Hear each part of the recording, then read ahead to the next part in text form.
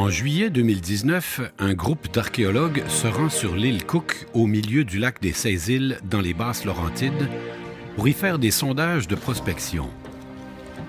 Qu'est-ce qui attire leur attention sur cette petite île? Qu'espèrent-ils y trouver?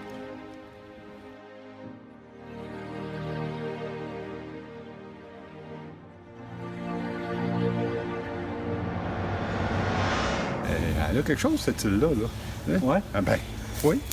Elle a sa spécificité dans le lac, là, complètement. C'est la seule qui a un monticule comme ça. Ouais, ouais. C'est la seule, c'est ça. Vraiment la seule. Puis tu sais, il est monticule, c'est vraiment ça comme ça. C'est Oui, plutôt oui. plus allongé un peu par là. Oui, ça fait une petite crête, là. Mais regarde ici en bas, la terrasse, là. C'est magnifique, ça, là. C'est plus beau que ce côté-là, là. Oui. Ça, c'est un espace magnifique d'installation ici en bas. En bas du télé aussi. Puis là, comme il dit Jean-Louis, l'île ici est tripante à cause de ce monticule-là sur lequel on est. T'sais. C'est capoté, là. C'est... Voilà. Oui. C'est vraiment particulier comme paysage. On peut penser que c'est un ancien chemin qui était déjà. Oui. t'arrivais, Puis tu on montais. refait,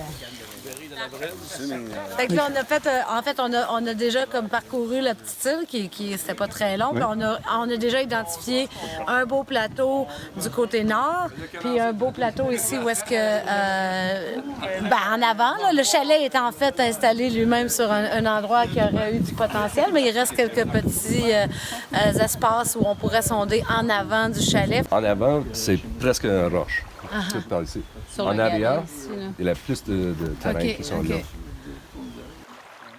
Mais ça veut pas nécessairement dire qu'il y a Non. rien, parce qu'on a souvent vu, là, des fois, le roc vole ça. ouais, c'est ça, le roc est presque tout de suite en dessous, mais juste, comme à la À pointe Manitou. Exactement, Pointe-Manitou, c'est exactement ça, Dans je les, pensais. il y a Juste les juste, il y a juste 5 à 10 cm de terreau, là, puis là-dedans, on trouvait quelque chose. Ah, wow. Ouais, parce que dans le fond, lui, eux autres, ils s'installaient où est-ce que c'était beau, même si c'est rocheux, si c'est Pas beau, pour si faire de c'est plat. l'agriculture, là. Ouais, C'est vrai, c'est vrai. c'est ça. On commence ici, puis on se dirige par là. Ouais, c'est ça. Le Ciel, centre d'interprétation des eaux laurentiennes, organise et commandite la prospection sur l'île Cook suite aux découvertes fortuites en 2014 et 2015 de 2 poteries dans les profondeurs du lac. Ces 2 vases sont plus qu'il n'en faut pour révéler un potentiel archéologique. On va le mettre à terre.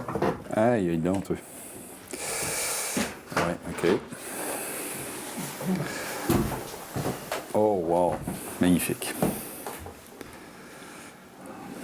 Ah ouais, ça, c'est Recoignet de Saint-Laurent. C'est ça? Oui. Ouais.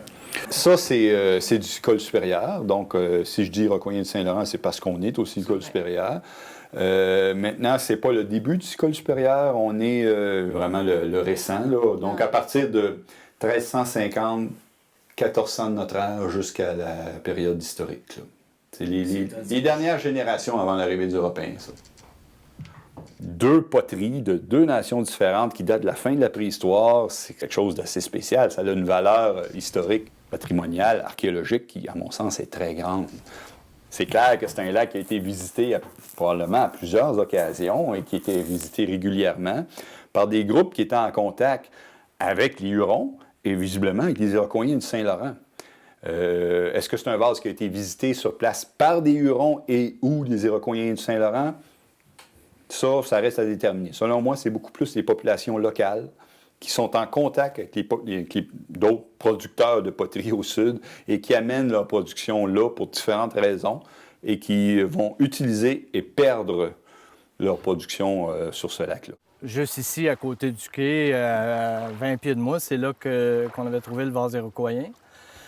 Fait que, est-ce que dans tous les scénarios possibles, mais il y en a plein, un qu'on imaginait qui est le fun à imaginer, c'est que le propriétaire du vase aurait, disons, campé près de la rive. Le vase aurait brisé sur le feu, il aurait lancé un morceau à l'eau, on ne sait pas. C'est juste une des histoires possibles.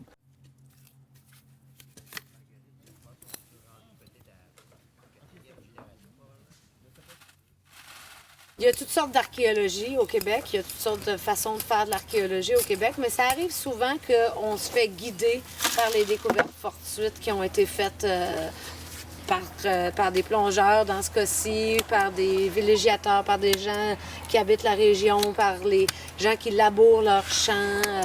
Donc, il y a toutes sortes de façons de faire des découvertes fortuites. Puis ça, c'est une des choses qui nous guide, oui, dans notre étude du potentiel d'une région. Ici, c'est vraiment ça qui nous a amenés ici, là, directement. Qui visitait le lac des Sées-Îles dans la préhistoire? Étaient-ils de passage, simplement, ou ont-ils occupé le territoire? Qu'est-ce qu'ils y trouvaient? D'abord et avant tout, les Laurentides, comme on le sait, on ne les connaît pas beaucoup archéologiquement.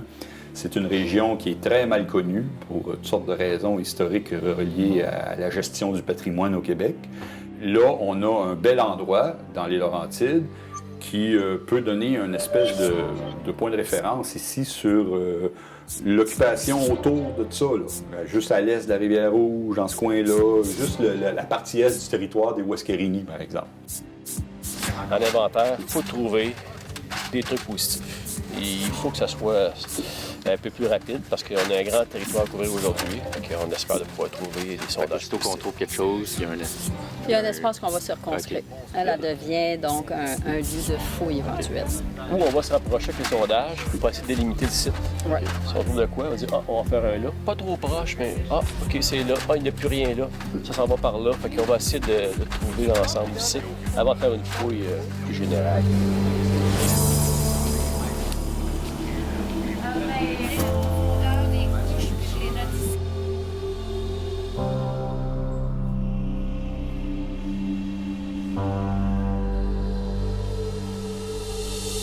Les nations algonquiennes nomades de la forêt boréale, c'était des chasseurs-cueilleurs. Donc, c'était des gens qui se déplaçaient sur le territoire pour pouvoir survivre. Ils ne pouvaient pas habiter toujours au même endroit, tout le monde ensemble, parce que l'environnement ne permet pas d'être toute une gang de monde au même endroit à l'année longue. Donc, c'est pour ça qu'ils sont nomades. C'est tout simplement pour pouvoir survivre. Alors, l'été, quand c'est la saison d'abondance, on va avoir tendance à être toute une gang ensemble. D'ailleurs, l'être humain est grégaire. Il va vouloir être toujours ensemble, toute une gang, pour se protéger, puis pour avoir la compagnie des autres, puis pour se trouver des filles à marier, puis pour toutes sortes de raisons sociales. Ou des hommes à marier. Les raisons sont tout le temps là. On veut être tout le monde ensemble. Mais la nécessité fait que dans la forêt boréale, où il fait froid, ou qu'on a un hiver rude, on ne peut pas être tout le monde ensemble, toujours au même endroit durant cette saison-là, parce que les ressources viennent à manquer. On est trop pour la quantité de ressources qui est disponible autour.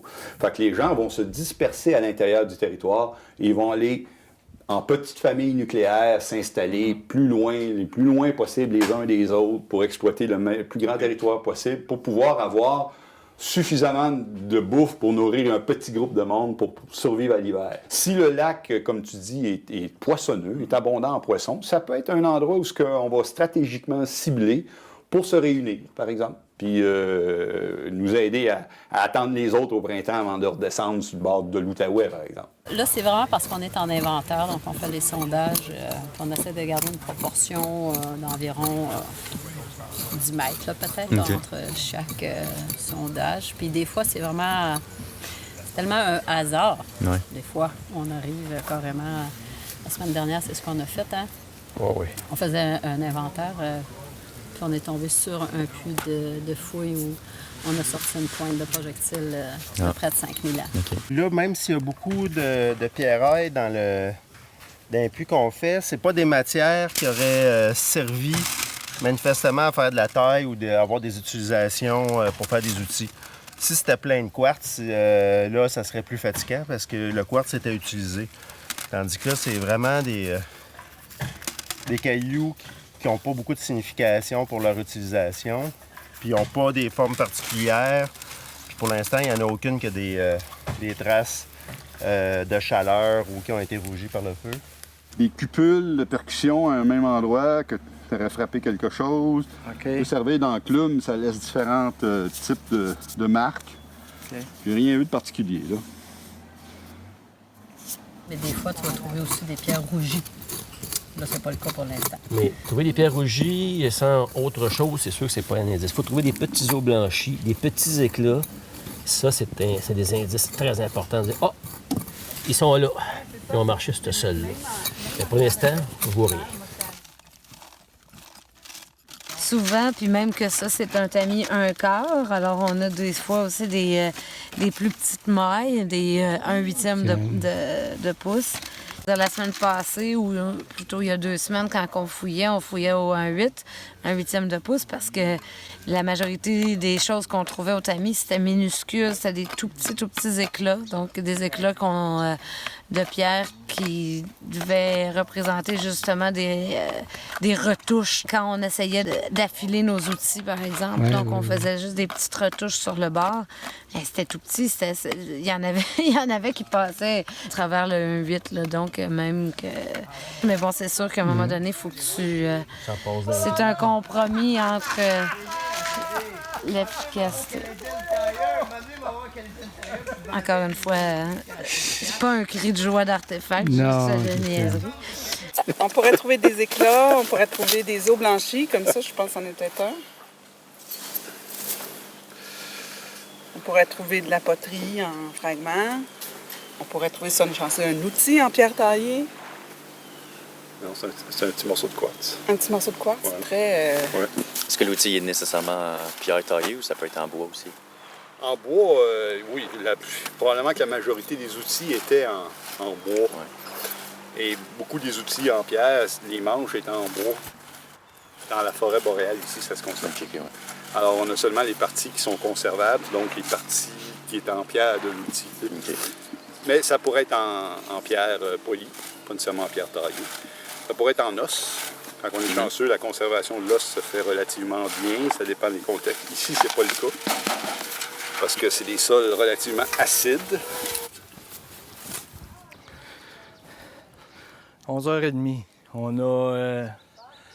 ça fait une couple d'heures que les archéologues creusent. On n'a rien trouvé encore de très important, quoique un petit bouton, genre bouton de manchette, qui pourrait dater de fin 19e, début 20e. C'est sûr que ce qu'on attend, c'est quelque chose de préhistorique, n'importe quoi, parce que suite au Vase-Huron, à la découverte du Vase-Huron puis du vase iroquoien sur le bord de l'île ici, ça serait le fun de pouvoir démontrer qu'il y a eu, de pouvoir trouver des signes d'occupation. Fait que je me croise les doigts, il reste une demi-journée. De toute façon, s'ils trouvent quelque chose, je l'ai dit à tout le monde, vous allez le savoir parce que moi, crié fort. Les chercheurs poursuivent leur travail toute la journée. Quand le soleil s'appuie sur les montagnes, à l'ouest, Jean-Louis n'a toujours pas crié. Les sondages n'ont rien révélé. Mais, comme le dit en souriant un des archéologues, on pourrait cacher une baleine bleue entière entre 2 trous de sondage. Si le propriétaire du vase iroquoien a campé sur l'île il y a un demi-millénaire, on n'en a pas trouvé la trace cette fois-ci. Mais le potentiel du lac reste important. On cherche toujours des réponses à nos questions, bien sûr. Mais parfois, on obtient de nouvelles interrogations. Et c'est tout aussi passionnant. Le dernier sondage de la journée s'est effectué au sommet de l'étrange monticule au milieu de l'île mystérieuse. Et il en a révélé la nature. Un secret qui dormait là depuis longtemps. Longtemps avant la venue ici des premiers hommes. Mais cette histoire-là, nous la raconterons une prochaine fois.